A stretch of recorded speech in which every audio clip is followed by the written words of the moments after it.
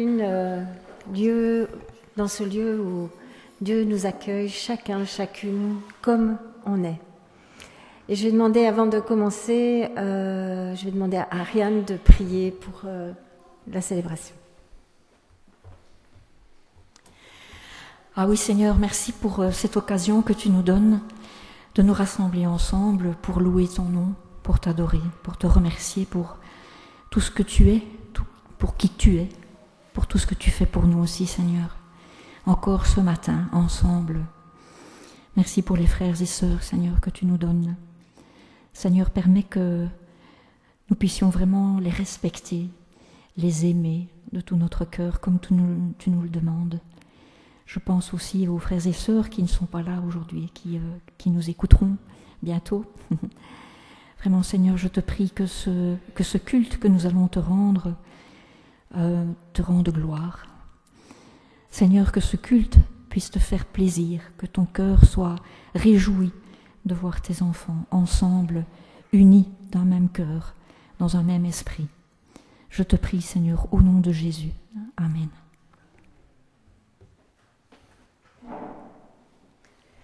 Oui, Dieu veut nous conduire ce matin pour que nous marchions en paix et pour nous faire entrer dans sa joie. Et on va commencer par ce chant plein de joie. Vous bondirez de joie. Et donc les enfants vont bondir de leur chaise pour aller rejoindre les animateurs pour aller avec eux à la plaine de jeu. Et je vous invite à vous lever pour ce chant. Vous bondirez de joie.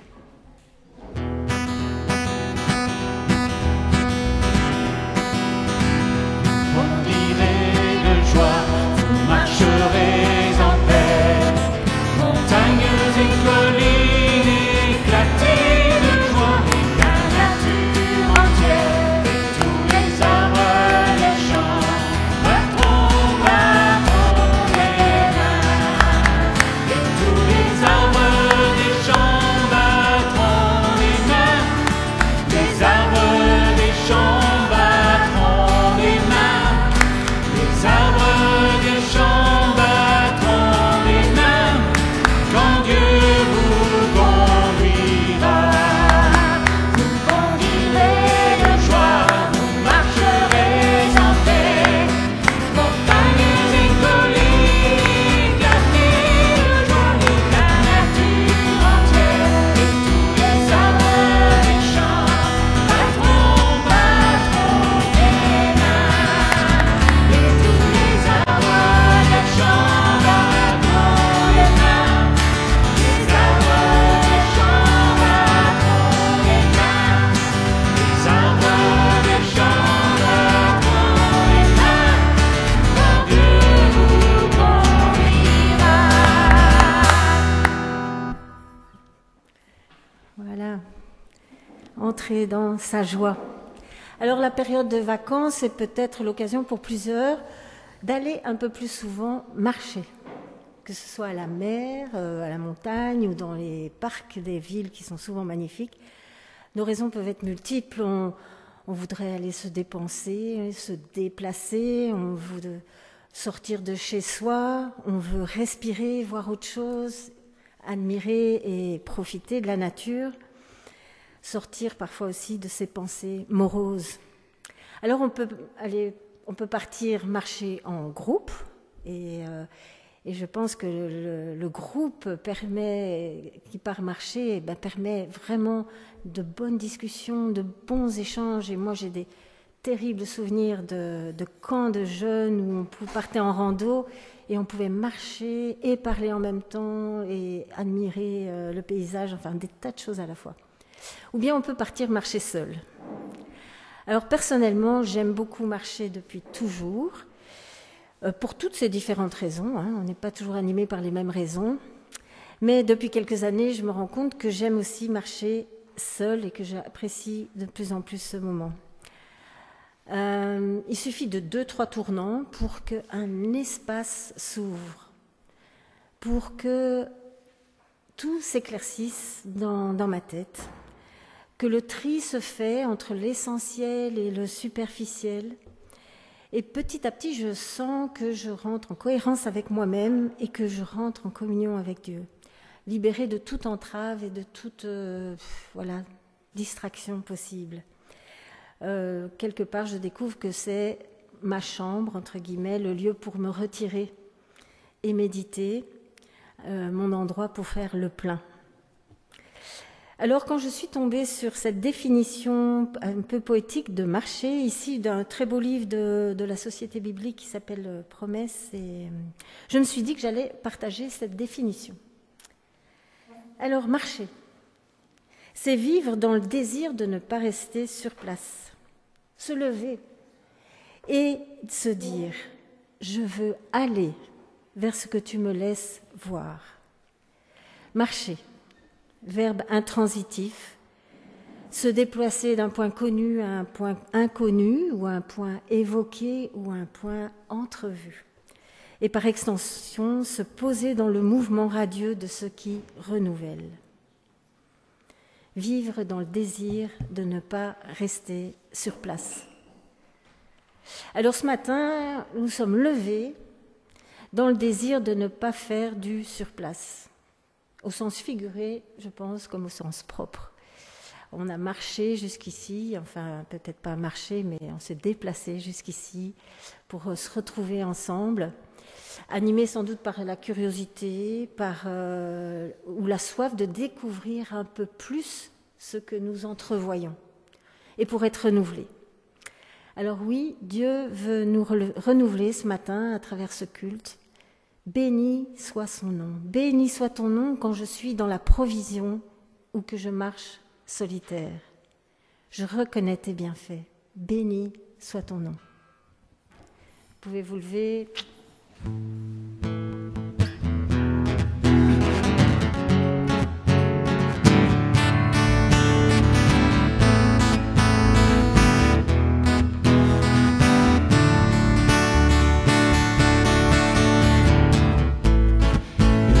Soit ton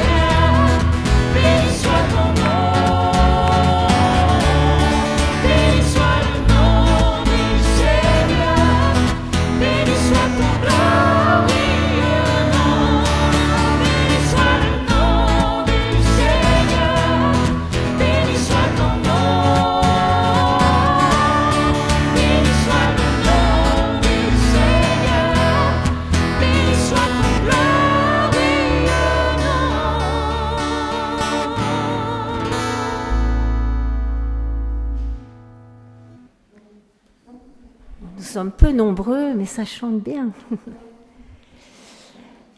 On parle beaucoup, en fait, de la marche dans la Bible, et elle est toujours le lieu privilégié de la rencontre avec soi, avec les autres et par-dessus tout avec Dieu.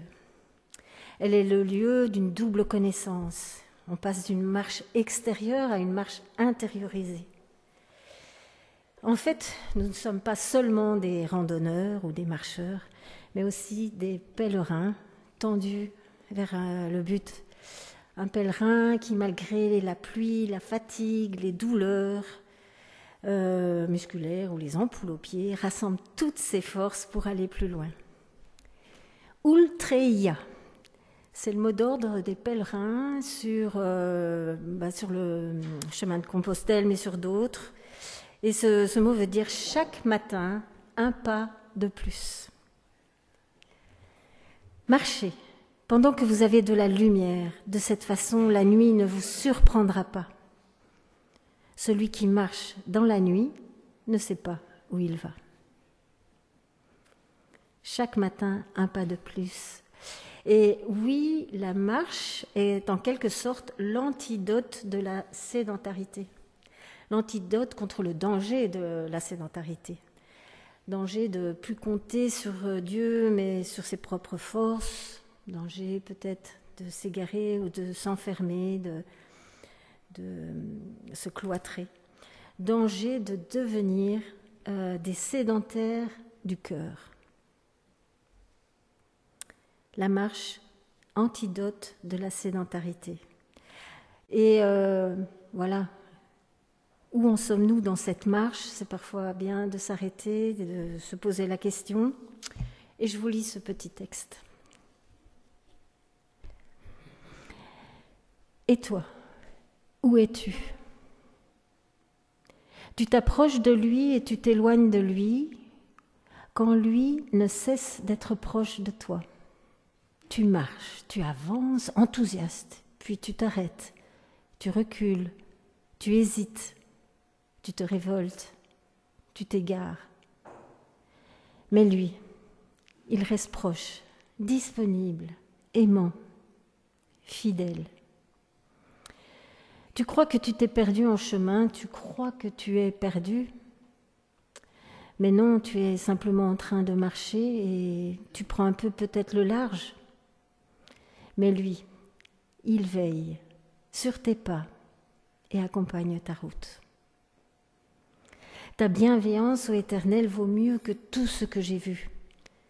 Ma délivrance est sous ton aile et je veux marcher dans tes sentiers. Prenons un temps de louange à travers les 2 chants qui vont suivre et pour ceux qui veulent, peuvent se lever, les gens peuvent se lever ou rester assis, mais chantons ces 2 chants, ta bienveillance et c'était toi. Je vous invite à vous lever.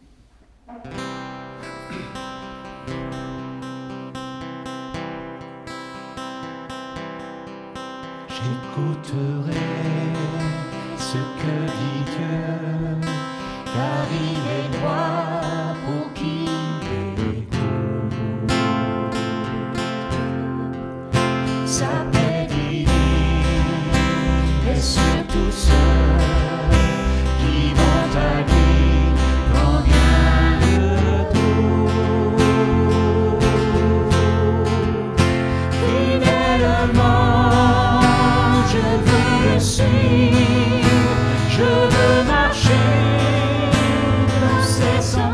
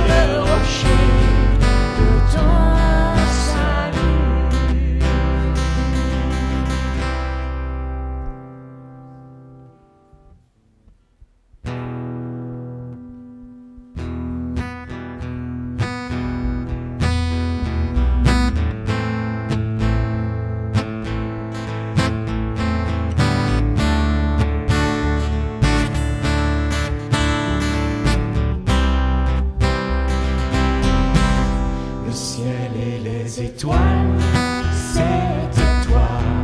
Ces couleurs sur la toile, c'était toi. Ce vent gonflant ma voile, c'était toi. Depuis le premier jour, c'était toi. La voix dans le silence, c'était toi. La paix dans la souffrance, c'était toi. Cette douceur immense, c'était toi. Dans chacun de mes jours, c'était toi. Et quand je vois le ciel, les traces de tes pas, que suis-je au éternel pour que tu penses à moi? Quand se posent mes yeux sur ton immensité,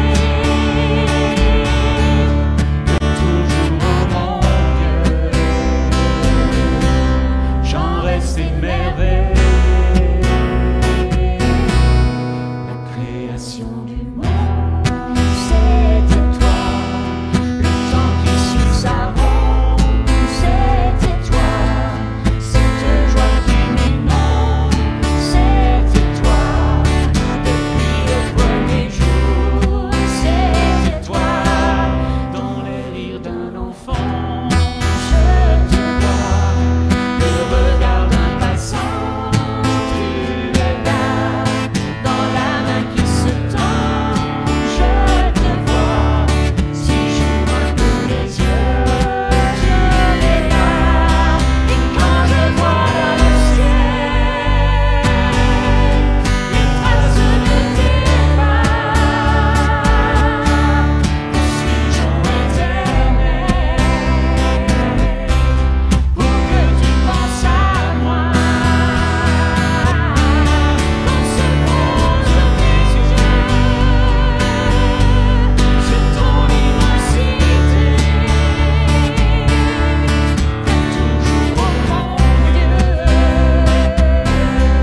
j'en reste émerveillé. Ô Créateur du ciel, ô Dieu de l'infini, sois la gloire éternelle et le fruit de nos vies. Que nos voix comme un cœur s'élèvent jusqu'à toi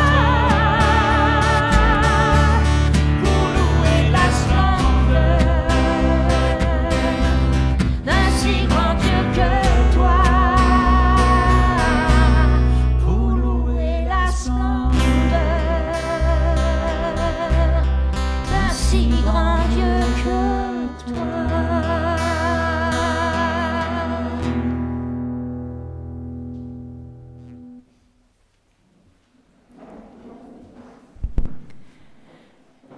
Merci Seigneur pour ces personnes qui écrivent des chants magnifiques.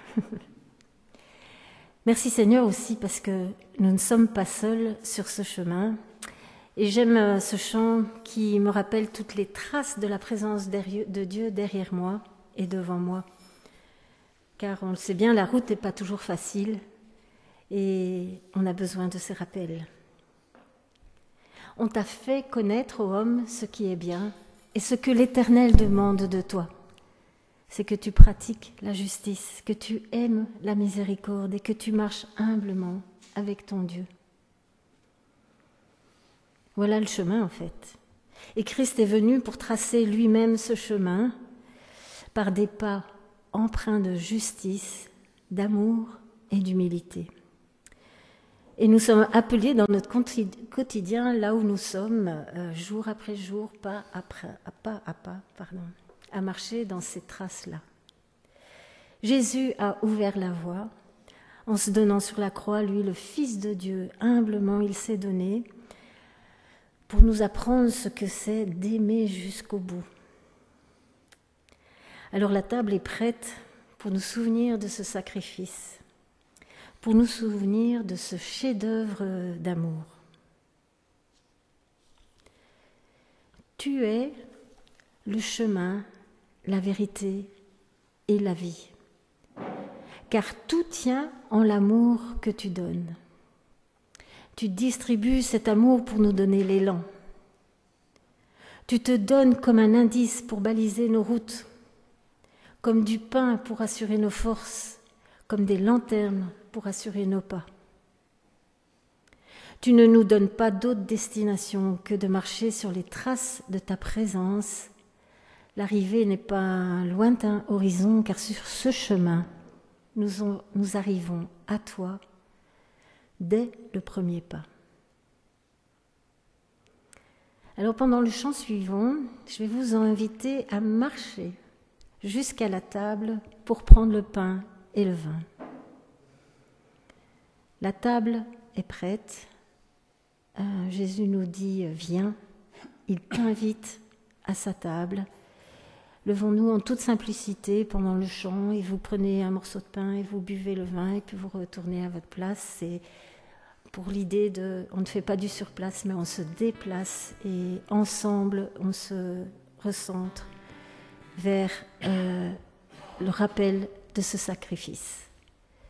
Voilà, viens et je vous invite à sa table.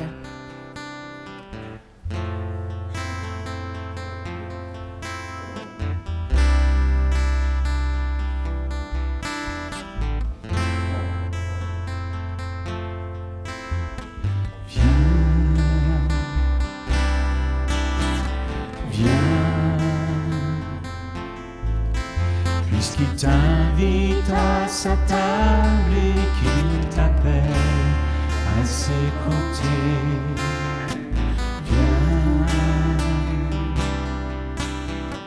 viens. Il suffit d'ouvrir ton âme à son amour et sa bonté.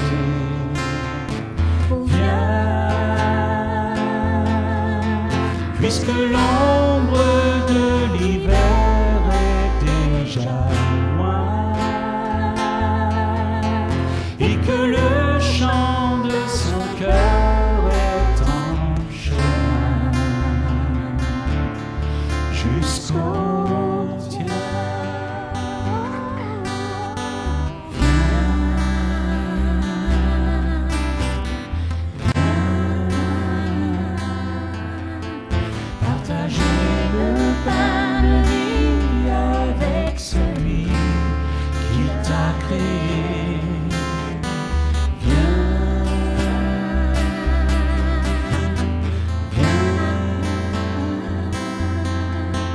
Étancher ta soif au puits de son regard et de sa paix.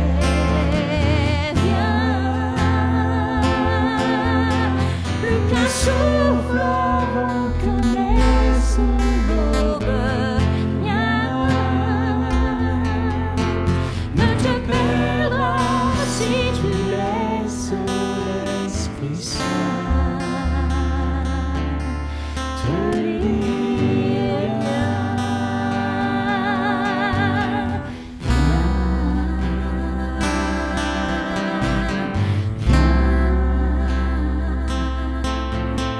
Puisqu'il t'invite à sa table et qu'il t'appelle à ses côtés,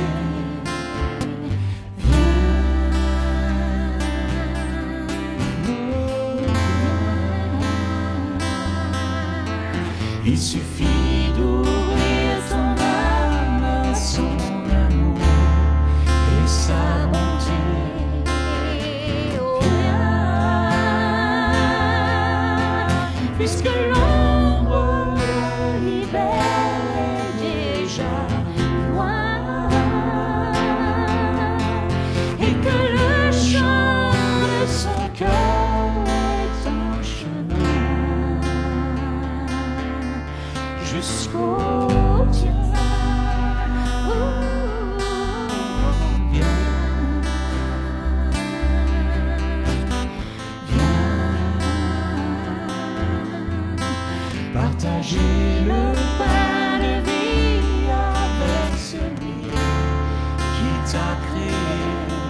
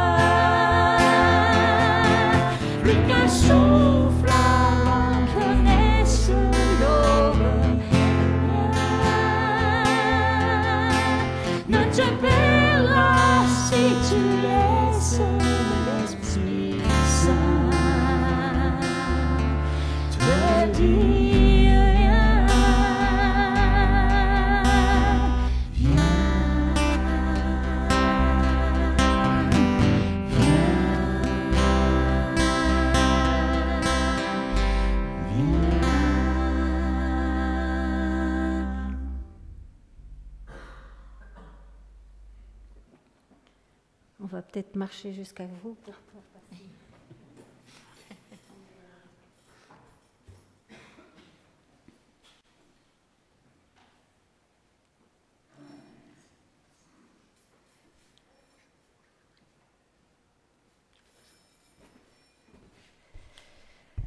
Voilà.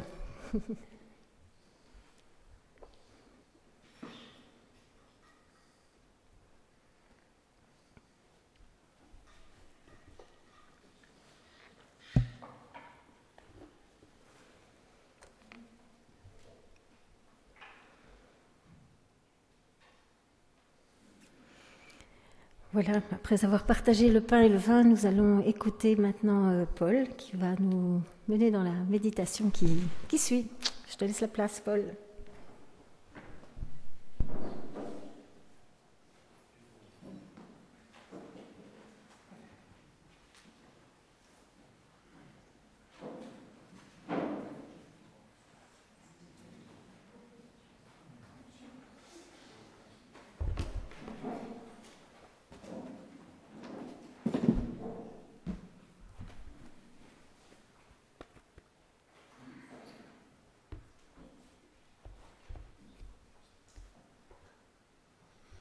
Bonjour à tous, bonjour à chacune, bonjour à chacun.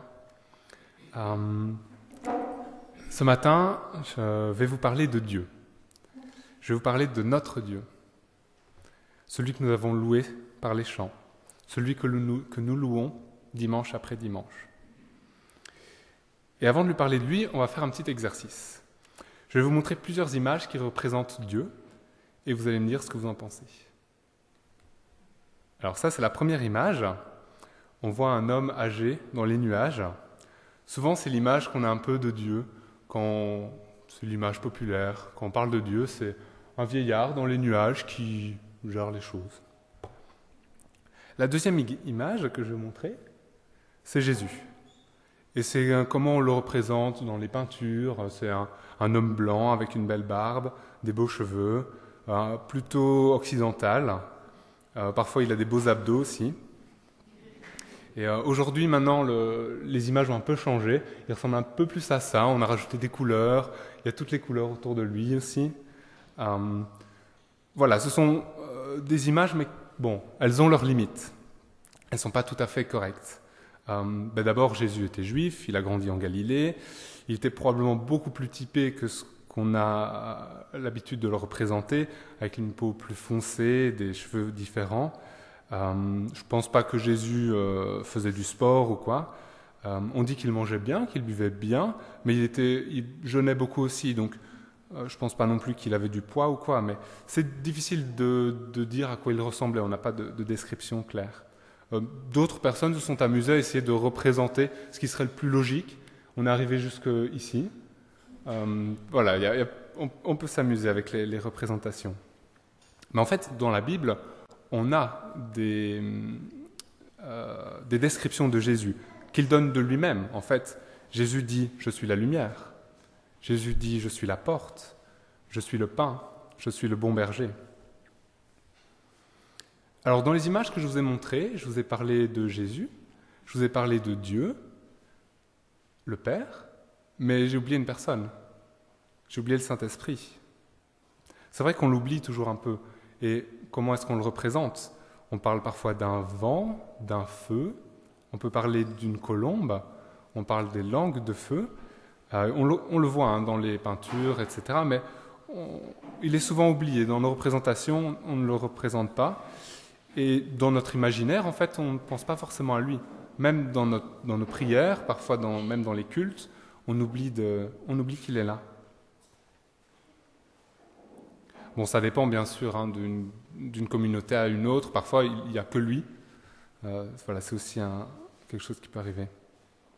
Et souvent, on pense à l'esprit comme étant une force, comme étant une puissance, comme étant quelque chose qui est envoyé par Dieu, quelque chose qui nous pousse vers l'avant, qui nous rend meilleurs, qui permet tout ça. Mais en fait, le Saint-Esprit, c'est une personne à part entière. Si vous reparcourez même l'Ancien Testament, vous verrez que le Saint-Esprit a plein pouvoir. C'est une personne, il va conduire, il va influer les personnes, Lorsque Saül se détourne de Dieu, c'est l'Esprit qui le quitte. Et donc l'Esprit est aussi une des trois personnes de la Trinité. Et en fait, quand je vous disais qu'on allait parler de Dieu aujourd'hui, on va parler un peu de la Trinité. Alors, qu'est-ce que la Trinité ? Je rentre dans les grosses questions. C'est facile en fait. C'est un Dieu, trois personnes. Dieu le Père, Dieu le Fils, ou alors Jésus, et Dieu l'Esprit, le Saint-Esprit. Et voici à quoi il ressemble. Voilà. Dieu le Père, Dieu le Fils et le Saint-Esprit. Mais alors c'est un peu bizarre. Tiens, Dieu il est divisé en trois parties. C'est un peu curieux. Parce qu'en fait, le Père est pleinement Dieu, le Saint-Esprit est pleinement Dieu, le Fils est pleinement Dieu. Ils sont tous pleinement Dieu. Et donc on pourrait représenter ça différemment, où on a Dieu et puis le Père, le Fils et le Saint-Esprit. Mais alors là, on dirait qu'ils ne sont pas vraiment un, ils sont trop séparés. Donc on va passer là-dessus. Et là, on a retiré les divisions entre eux et on montre quand même les trois personnes. Mais dans les schémas que je vous montre ici, finalement, on dirait que les personnes sont des excroissances d'un Dieu. En fait, ça devient plus vite compliqué que ce qu'on croit. Les trois personnes ne sont pas trois modes de Dieu. On n'a pas un Dieu qui se décline, comme on pourrait croire ici, sous trois modes.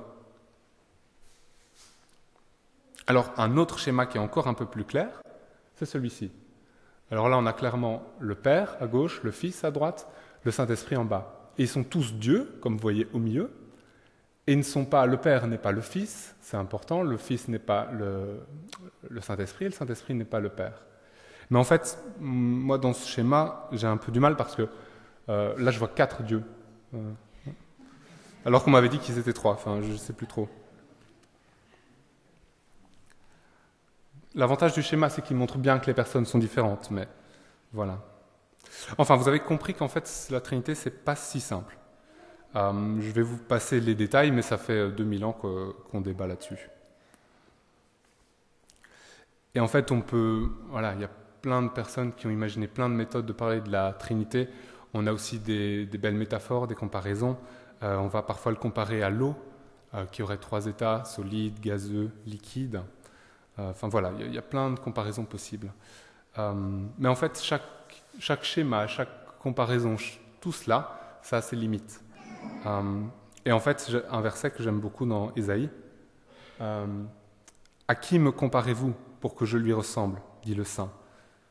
Et en fait, oui, on essaie de représenter Dieu, on essaie de comparer Dieu, mais on n'arrive jamais. Chaque représentation qu'on va avoir nous permet de comprendre des choses, nous permet d'avancer dans qui est Dieu, mais Dieu est incomparable et on ne pourra jamais expliquer vraiment qui est Dieu au moyen d'un schéma ou autre chose.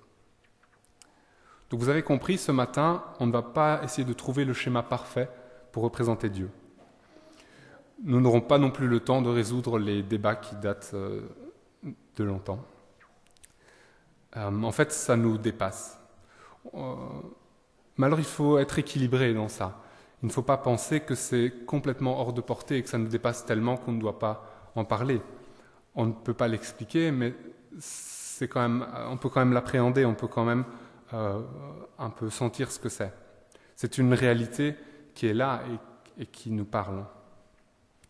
Et donc ce que je vous propose ce matin, c'est de comprendre ensemble ce que ça veut dire avoir un Dieu trinitaire.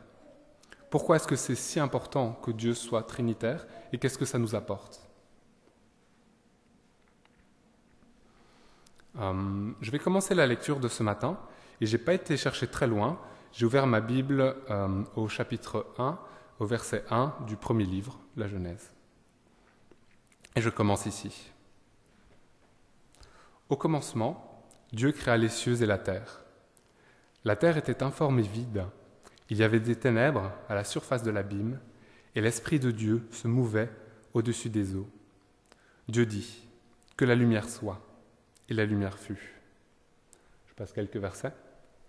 Puis Dieu dit, « Faisons l'homme à notre image, selon notre ressemblance, et qu'il domine sur les poissons de la mer, sur les oiseaux du ciel, sur le bétail, sur toute la terre, et sur tous les reptiles qui rampent sur la terre. » Dieu créa l'homme à son image, il le créa à l'image de Dieu, il créa l'homme et la femme.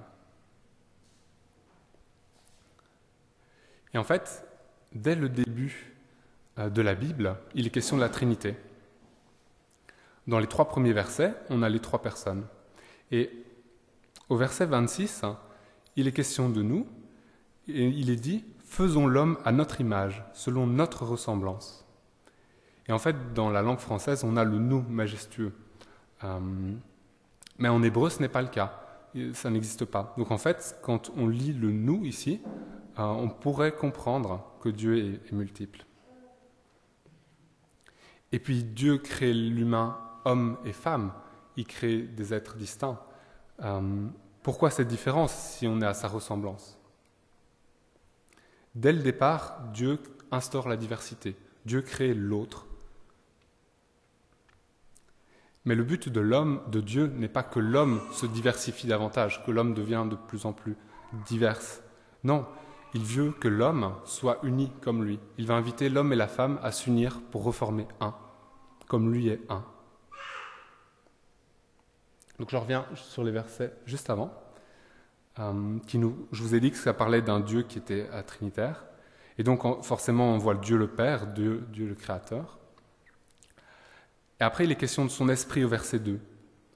Et à nouveau le mot qui est utilisé ici pour l'esprit est assez clair. C'est un mot, ça ne veut pas dire le vent, ce n'est pas un mot qu'on va retrouver plus tard pour ça. Ce n'est pas les mots qu'on a l'habitude d'utiliser pour parler du vent ou des éléments. Et alors finalement, on a le Fils au verset 3, lorsque Dieu dit. En fait, c'est par la parole que Dieu crée toutes choses. Et Jean fait le rapprochement entre Jésus et la parole qui est présente de toute éternité auprès du Père. Je vais vous relire ce que Jean dit au début de son évangile. Au commencement était la parole, et la parole était avec Dieu, et la parole était Dieu. Elle était au commencement avec Dieu. Toutes ces choses ont été faites par elle, et rien de ce qui a été fait n'a été fait sans elle. Et donc les 3 personnes de la Trinité existent éternellement, depuis toujours, avant la création du monde. Il n'y avait pas seulement Dieu le Père qui a ensuite engendré les 2 autres. Non, ils étaient tous là. Et en fait, ça veut dire beaucoup. Dieu est amour. C'est ce qu'on lui reconnaît en général. C'est sa qualité première. Il est amour. Mais comment est-ce que Dieu peut être amour s'il n'y a rien à aimer ? Et en fait, la Trinité nous aide à comprendre comment Dieu peut être amour. Depuis l'éternité, depuis toujours, le Père aime le Fils, et le Fils aime le Père. Le Saint-Esprit, c'est lui qui vivifie cette relation d'amour. Et on retrouve ça lors du baptême de Jésus. On peut voir l'amour qui règne au sein des 3 personnes. Je vais relire dans Luc. Tout le peuple se faisait baptiser. Jésus fut aussi baptisé, et pendant qu'il priait, le ciel s'ouvrit, et le Saint-Esprit descendit sur lui sous une forme corporelle, comme une colombe. Et une voix fit entendre du ciel ces paroles. « Tu es mon Fils bien-aimé, et en toi j'ai mis toute mon affection. » Dieu est amour. Et c'est le plus grand commandement. Lorsqu'on demande à Jésus quel est le plus grand commandement, voici sa réponse. Jésus lui répondit, « Tu aimeras le Seigneur ton Dieu de tout ton cœur, de toute ton âme et de toute ta pensée. C'est là le commandement le plus grand et le plus important. Et il y en a un second qui lui est semblable. Tu aimeras ton prochain comme toi-même. Tout ce qu'enseignent la loi et les prophètes est contenu dans ces 2 commandements. » En fait, lorsque Jésus nous donne ce commandement, il nous invite à prendre part à Dieu. Il nous invite à imiter Dieu dans l'amour qui règne au sein de la Trinité. Ce qui importe, c'est l'amour. Jésus nous propose de vivre l'amour qui se vit au sein de la Trinité. Jésus nous encourage également à aller vers l'autre, à aimer le prochain. Et c'est aussi une caractéristique de l'amour au sein de la Trinité. Dieu est porté vers l'autre. Et en fait, si Dieu n'était qu'une personne, il serait centré sur lui-même. Par définition, Dieu est autosuffisant. Il n'a besoin de rien d'autre que de lui-même. Mais alors, comment est-ce que cet amour peut s'exprimer s'il n'était qu'un ? Et en fait, pourquoi est-ce que nous sommes ici ? Dieu n'a pas besoin de nous. Dieu ne nous a pas créés parce qu'il avait besoin de nous. Dieu ne nous a pas créés pour nous aimer, parce qu'il avait besoin de quelqu'un à aimer. au sein de la Trinité, Dieu pouvait déjà aimer. Dans les mythologies du Proche-Orient ancien, les dieux en général créaient les hommes pour avoir des esclaves, pour avoir des gens qui les louent. C'est la conception qu'ils avaient. Mais pour notre Dieu, ce n'est pas le cas. Il n'a pas besoin de cela. Il n'a besoin de rien. Il se suffit à lui-même. Au sein de la Trinité, je le répète, son amour peut s'exprimer. Il peut être le Dieu d'amour qu'il est. Sans Trinité, Dieu ne serait pas un être personnel. Il n'aurait pas de personnalité relationnelle. Et ce sont les relations interpersonnelles au sein de la Trinité qui ont amené Dieu à concevoir l'autre, qui l'ont amené à nous créer. Il nous a créés par amour. Il a pu concevoir la création parce que notre Dieu est amour, parce qu'il sait ce que cela veut dire aimer. Depuis toute éternité, Dieu aime le Fils. Le Père aime le Fils, pardon. Dieu est porté vers l'autre. Il nous a créés pour nous parce qu'il nous aime. Et donc Dieu nous appelle à l'amour également. Comme lui est un, il veut que nous soyons un. Il veut que nous cultivions l'unité par l'amour. La Trinité est composée de 3 personnes distinctes, pourtant il y a un seul Dieu. Et de même, Dieu veut qu'au travers de notre diversité, nous soyons un. Dieu aime lorsque nous nous rassemblons, lorsque l'unité règne. Il aime voir l'harmonie au sein d'une famille. Il aime que l'Église soit unie. Et en fait, tout Genèse 1 est un texte qui est très bien construit. Si vous analysez le texte, si vous regardez comment les choses se répètent, Dieu vit que c'était bon. C'est un texte qui est très harmonieux. En fait, le texte en lui-même est une hymne à l'harmonie. Mais il n'est pas question non plus d'effacer les différences. Paul est assez clair là-dessus. L'Église est composée de membres divers. Chacun a été créé pour un rôle particulier. Nous sommes différents. Dieu aime cette diversité. Dans l'image que Paul emploie de l'Église, il utilise l'image d'un corps dont les membres sont comme les organes du corps. Ils sont différents, ils ont chacun leur rôle, leur fonction. Et dans cette métaphore, il n'est pas question que la main essaie de faire ce que le pied fait. Ils doivent s'aider l'un l'autre. Oui, Dieu aime la diversité. Et dès la création, il a instauré la diversité. Il suffit de regarder en fait autour de nous, lorsqu'on voit la diversité des animaux, lorsqu'on se penche un peu sur les écosystèmes. Et donc je reprends les versets 26 et 27 de Genèse 1. Dieu dit, faisons l'homme à notre image, selon notre ressemblance, et qu'il domine sur les poissons de la mer, sur les oiseaux du ciel, sur le bétail, sur toute la terre et sur tous les reptiles qui rampent sur la terre. Dieu créa l'homme à son image, il le crée à l'image de Dieu, il le crée homme et femme. Dieu crée l'homme et la femme distincts, il les crée homme et femme. De la même manière, dans la Trinité, les 3 personnes sont distinctes. Elles ont chacune leur rôle. Il est important de maintenir cette distinction. Les 3 sont Dieu, les 3 sont égales, mais il est important de savoir, oui, donc les 3 sont Dieu, les 3 sont égales, Jésus est pleinement Dieu, et c'est dans sa capacité qu'il peut nous sauver, qu'il peut prendre le péché sur la croix, qu'il a pu être mort à notre place. S'il n'était pas Dieu, ce n'était pas possible. Et en fait, en sa qualité de Dieu, nous pouvons adorer Jésus. Lorsque nous adorons Jésus, nous n'adorons pas une créature, nous adorons vraiment Dieu, nous adorons notre Seigneur. Et de la même manière, on peut prier le Saint-Esprit.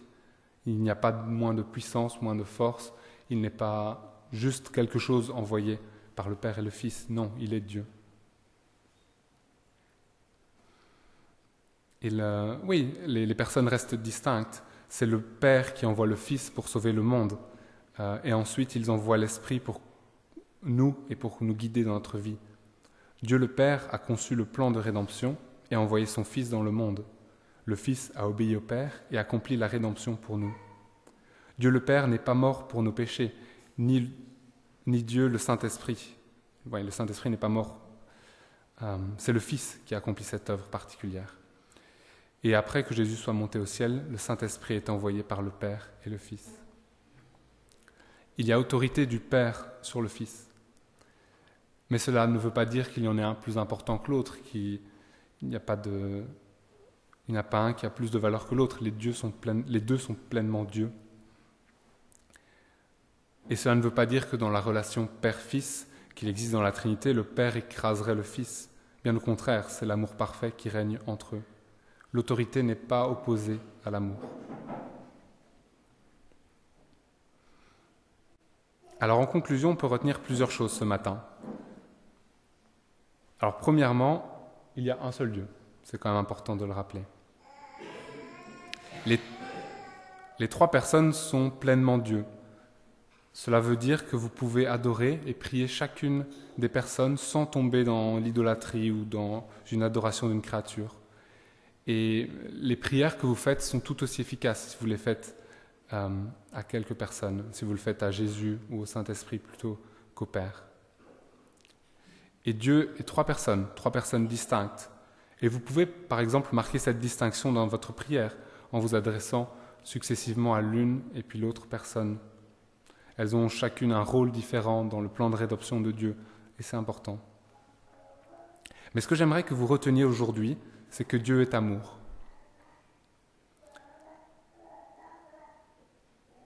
Et pour que l'amour puisse être, il faut qu'il y ait plusieurs personnes, il faut qu'il y ait un autre pour aimer. Et c'est cet amour qui a poussé Dieu à nous créer. Notre Dieu qui n'est pas un Dieu tourné vers lui-même. Bien au contraire, c'est un Dieu qui est tourné vers l'autre. Et la Bible nous parle de ce Dieu, un Dieu qui désire se rapprocher de l'homme. Tout au long de l'histoire du peuple d'Israël, Dieu ne fait que revenir vers son peuple. Dieu est un être d'amour, un être de relation. Et par son amour, par son désir de rétablir la relation avec nous, il est venu jusqu'à nous. Il est venu en envoyant son Fils pour mourir à notre place. Alors que nous méritions la mort, Dieu est venu sur terre en personne, dans la personne de son Fils, pour que nous puissions nous réconcilier avec lui, pour que nous puissions l'aimer. Et aujourd'hui encore, c'est Dieu qui fait le pas vers nous. Il nous envoie son Esprit pour que nous puissions avoir une relation avec lui, pour que nous soyons portés par lui. Amen.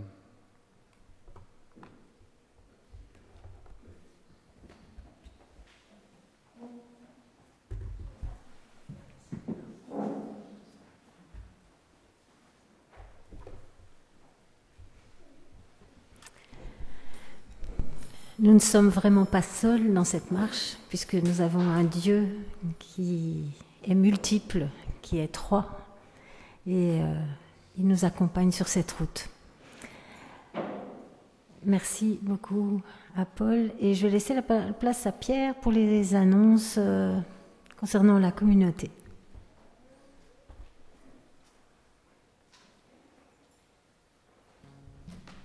Quelques brèves annonces d'été.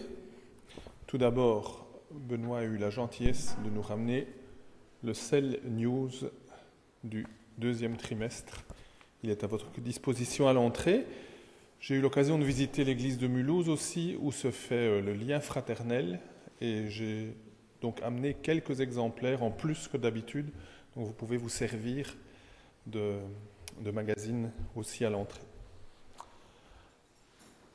Notre agenda, juillet-août, nous avons culte et club d'été tous les dimanches jusqu'à 10h30, à partir de 10h30, pardon.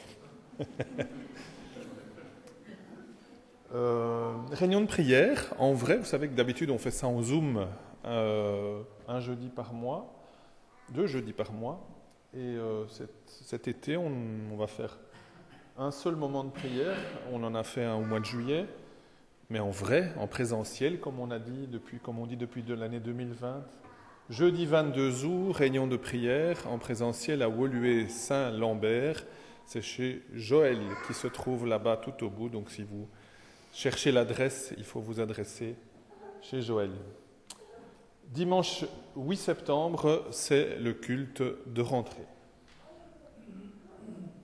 Les activités de Stockelfen continuent. Le dimanche 18 août, sortie pour voir le tapis de fleurs sur la grande place de Bruxelles. Communiquez-nous votre email si vous souhaitez avoir plus d'infos.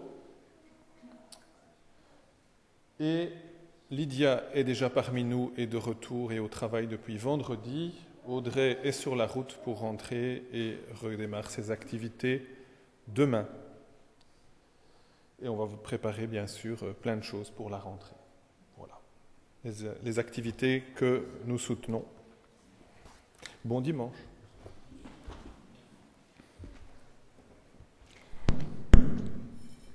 Merci.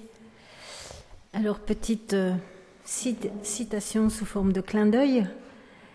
Si tu n'arrives pas à penser, marche. Si tu penses trop, marche. Si tu penses mal, marche encore. Jean Giono. Petite phrase pleine de bon sens. Pour débuter cette semaine, mais surtout pour clôturer ce culte, pour aborder la semaine, on va chanter ce chant qui nous rappelle que depuis le jour où tu m'as sauvé, toi Jésus, tu marches à mes côtés. Et c'est un chant c'est toute ma vie. Et je sais pas, comme j'ai le temps de raconter l'anecdote, que peut-être que certains connaissent, mais celui qui a écrit ce chant, c'était un jeune avec qui je faisais un camp dans les Alpes quand j'avais 15 ans, et il a composé ce chant avec ses deux sœurs. Et c'est le souvenir de ces randonnées, c'était aussi pendant ces camps, combien ce qui se passe quand on est jeune, quand il y a ces moments forts, peuvent rester comme ça sur des années. Et donc, j'espère que les jeunes continuent à vivre des moments intenses comme j'ai pu vivre, et pour pouvoir rencontrer, démarrer et continuer cette marche avec Dieu. Chant final, toute ma vie, et pendant ce temps on passera pour les offrandes, les paniers, mais levons-nous pour ce chant, toute ma vie est entre tes mains.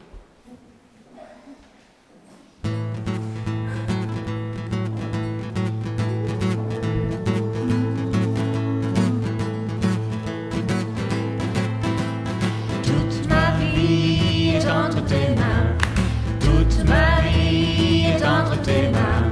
Mes jours, mes nuits, mes joies, mes chagrins. Mes jours, mes nuits, mes joies, mes chagrins. Toute ma vie, Seigneur. Tu me connais entièrement. Mes joies, mes peines, mes tourments. Chaque détour de mon cœur. Chaque pensée, chaque pleur, toute ma vie, Seigneur. Toute ma vie est entre tes mains, toute ma vie est entre tes mains. Mes jours, mes nuits, mes joies, mes chagrins. Mes jours, mes nuits, mes joies, mes chagrins. Toute ma vie, Seigneur.